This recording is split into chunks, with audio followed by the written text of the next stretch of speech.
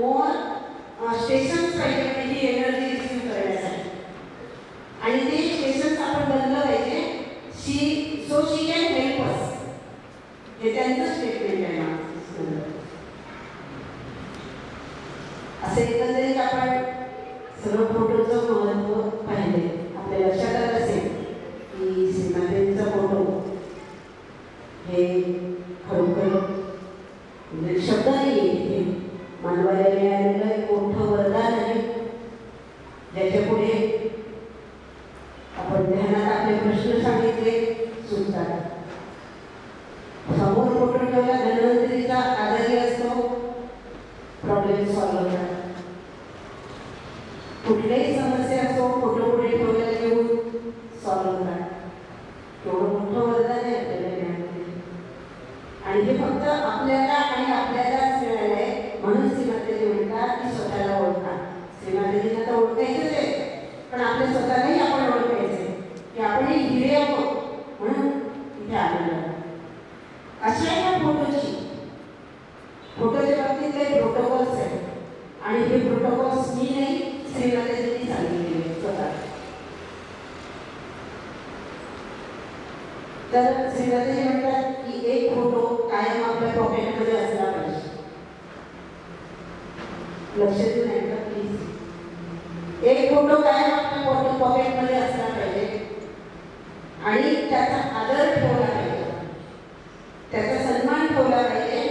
जास्तीत जास्त श्रीमातेची शब्द आहे ना, याचं मी सांगू शकते की तुमच्या लेक्चरमध्ये आहे. ते लेक्चर पण आपण अमृतावर किंवा यूट्यूबवरनं काढू शकता. तर त्याचा जास्तीत जास्त सन्मान ठेवा, त्याचाही थोडा जास्तीत जास्त आदर करा त्या फोटोला. हा फोटो शोभेसाठी नाही आहे, पण आदरपूर्वक ठेवा. सकाळी तुम्ही उठल्यानंतर फोटो बघा. मी तुम्हाला सांगते, कारण फेथचा प्रॉब्लेम आहे, विश्वासाचा प्रॉब्लेम आहे. मला हे स्वतःला सांगावं लागतं.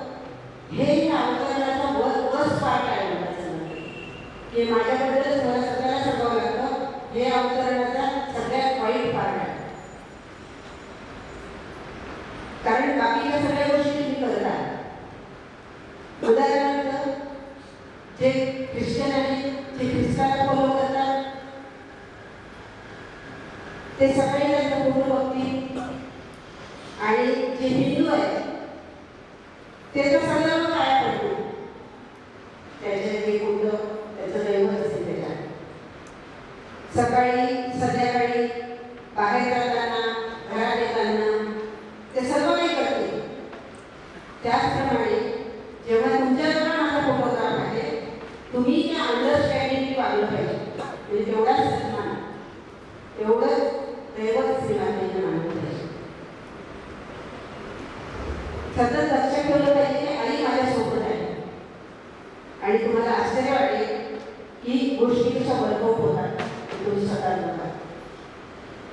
श्रीमातेजींनी तिथे एक उदाहरण दिले की त्यांचा एक भाचा होता सर्वेश नावाचा, लंडनची गोष्ट आहे. तर त्याचा श्रीमातेजींवर त्याच्या आदिशक्ती खूप विश्वास होता. आणि तो काय श्रीमातेजींचा फोटो स्वतःसोबत ठेवायचा.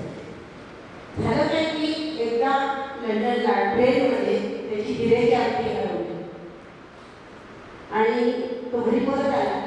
त्याने सांगितलं की अशी आरती हरवली. पण लगेच तो म्हणाला की माझा पूर्ण विश्वास आहे की मला परत मिळणार, कारण माझ्या वस्तूंसोबत तुमचा फोटो होता. आणि त्याला ती सापडली. कुणीतरी व्यक्तींनी ती पोलिसात डिपॉझिट केली. श्रीमातेजी म्हणतात की credit goes to the British honesty म्हणून. तर तिने ती डिपॉझिट केली आणि त्यानंतर त्याला ती मिळाली. अशा तऱ्हेनं तुम्ही तुमचा पण विश्वास डेव्हलप केला पाहिजे.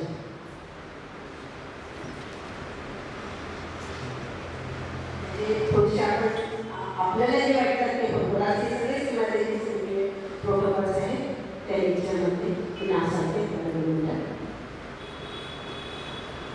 श्रीमातेजींच्या फोटो आपल्या घरी किंवा कुठे जिथे कुठे असेल तिथे व्यवस्थित ठेवायचं. आपण लक्षात ठेवायचं की तो फोटो नाही साक्षात श्रीमाताजी आहेत आपल्याला विराजमान.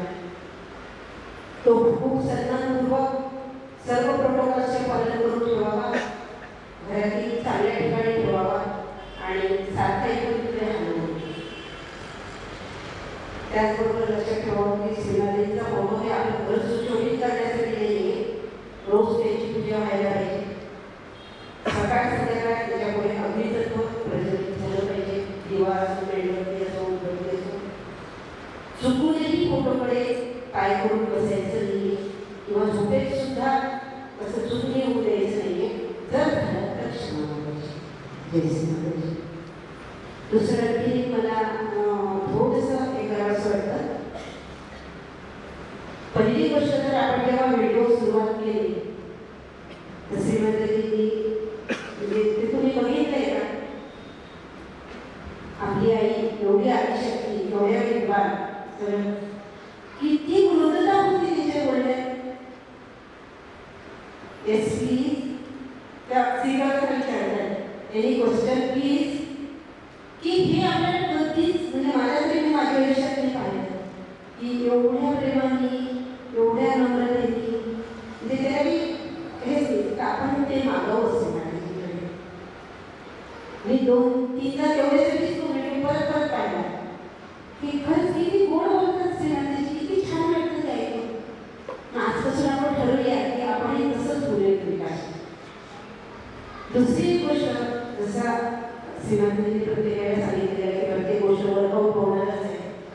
तुम्ही विश्वास ठेवा, प्रत्येक गोष्ट वर्कआउट होईल. खूप इच्छा होती की आपण स्वतः एक्सप्लेन करण्यापेक्षा जर आपल्याला असं काही दाखवता आलं तर फार बरं होईल. मी खूप दिवसापूर्वी सांगितलं की काकू तुम्ही मला भेटे आहे, माझं सुरू झालं की ते खूप भेटे आहे. मग इथे प्रोजेक्टर कसं लावता येईल, मग इथे कसं दाखवता येईल, कारण काय तिथं दिसणार नाही.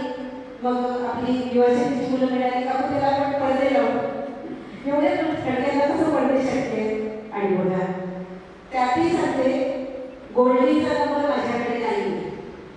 का दुपारी असंच मी हे काहीतरी फिरत असते, पाहुणे आले माझ्याकडे आणि विचार केला. महेशला खूप वेळा फोन लावला की अरे बाबा तुझे एकदा डाउनलोड करून ठेव दोन्ही व्हिडिओ. त्याचा काही नंबर लागेल ना, रॉंग नंबर लागत होता, दुसरा सोडली माणूस बोलत होता, ते झालं सोडून दिला. 2 मिनिटात गोल्डीचा स्वतः फोन आला. त्याचा फोन माझ्याकडे नाही, माझे फोन त्याच्याकडे मी कसा आला तेवढ्या 2 मिनिटात त्याचा फोन आला. तेव्हा आपलं ते लेक्चर होतं सुरुवातीला लावलेलं त्याच्या संदर्भात बोलण्यासाठी. मग मी त्याला सांगितलं की अरे बरं तुझा फोन आला, ते 2 फोन डाउनलोड करून ठेवलं. त्यांनी ते केले आणि बघा श्रीमाताजी ते रेडी वॉच